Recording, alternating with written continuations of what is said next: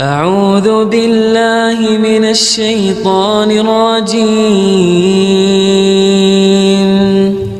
لقد جاءكم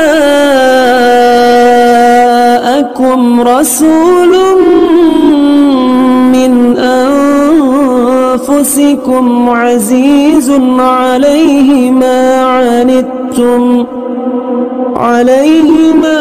عنتم حريص عليكم بالمؤمنين رؤوف رحيم. Karena Jokowi bangun hilirisasi yang bikin negara-negara Eropa megap-megap kehilangan bahan mentah gratisan. Coba pikir, kenapa fitnah ijazah muncul pas Jokowi pensiun? Kenapa justru makin keras saat Gibran naik? Karena bagi mereka Jokowi tidak boleh punya legacy. Jokowi tidak boleh dikenang sebagai pemimpin berhasil. Jokowi harus dipreteli citranya, biar bangsa ini ragu, biar sejarah ini kabur, biar proyek hilirisasi ini bisa dikacaukan. Dan disinilah kita sadar, fitnah ijazah bukan cuma soal politik dalam negeri. Ini soal pertarungan geopolitik. Siapa di balik tirai fitnah ini? Ada kelompok yang trauma 10 tahun gagal berkuasa. Ada mantan pejabat yang ingin comeback tapi tak punya panggung. Ada ormas-ormas yang kehilangan kucuran dana karena Jokowi rapikan anggaran. Dan jangan lupa, ada segelintir buzzer tua yang cari cuan dari fitnah, hoax, dan narasi benci. Roy Suryo itu bukan mastermind. Dia pion. Yang kasih narasi, kasih briefing, kasih skrip, itu bukan orang biasa. Itu elit politik sakit hati.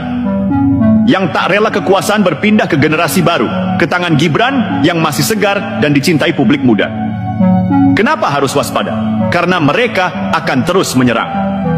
Hari ini ijazah, besok mungkin klaim Jokowi anggota orde tersembunyi. Lusa mungkin Gibran disebut anak alien. Dan publik akan terus dibombardir dengan omong kosong yang dibungkus kata-kata serius. Itulah senjata utama politik pasca kebenaran, post-truth. Ulangi kebohongan 1000 kali, biarkan viral, lalu tunggu sampai publik kebingungan. Dan kalau publik sudah bingung, itulah saat para dalang mengambil alih wacana. Tapi mereka salah target. Karena Jokowi bukan tipe pemimpin yang kabur dari fitnah, dia lawan, dia laporkan. Dan dengan itu dia ajarkan satu hal, bahwa demokrasi bukan tempat main fitnah. Kalau fitnah jadi senjata, maka demokrasi akan hancur bukan oleh senjata militer, tapi oleh mulut kotor dan jari yang ringan mengetik kebohongan. Kesimpulan sementara, fitnah ijazah palsu adalah proyek sistematis. Roy Suryo cuma aktor figuran. Ada kekuatan politik dalam dan luar negeri yang ingin menghapus legasi Jokowi. Gibran adalah ancaman masa depan bagi elit tua karena ia melanjutkan visi ayahnya. Rakyat harus waspada karena setiap narasi yang disebar punya agenda tersembunyi. Sekarang mari kita buka permainan kelas kakapnya. Karena kalau bicara tentang Jokowi, kita tidak lagi bicara tokoh politik lokal. Kita sedang bicara tentang figur sentral tatanan baru Asia Tenggara. Kita bicara tentang pemimpin yang berhasil mendobrak sistem global yang selama ini merugikan negara-negara berkembang.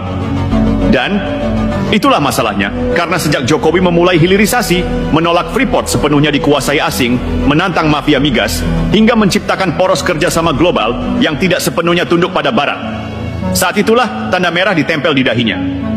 Dia terlalu mandiri untuk didiamkan. Lalu siapa yang merasa rugi? Lembaga think tank asing yang kehilangan pengaruh di istana. Investor besar dari negara-negara industri yang terganggu karena bahan mentah tak lagi bisa diangkut bebas. Organisasi internasional yang frustasi karena rekomendasi mereka tidak lagi ditelan mentah-mentah. Lalu siapa yang mereka temui? Politikus lokal yang kalah pemilu, LSM yang kehilangan funding, media tertentu yang ingin eksis dan jadi alat kampanye. Dan tentu saja, para mantan pejabat dan aktivis tua yang kebelet panggung. Maka lahirlah konsorsium baru. Konsorsium sakit hati dan asing. Keduanya sepakat, kita hajar Jokowi. Biar warisannya runtuh, biar Gibran tidak punya landasan kuat, dan biar publik Indonesia lelah dengan narasi pembangunan.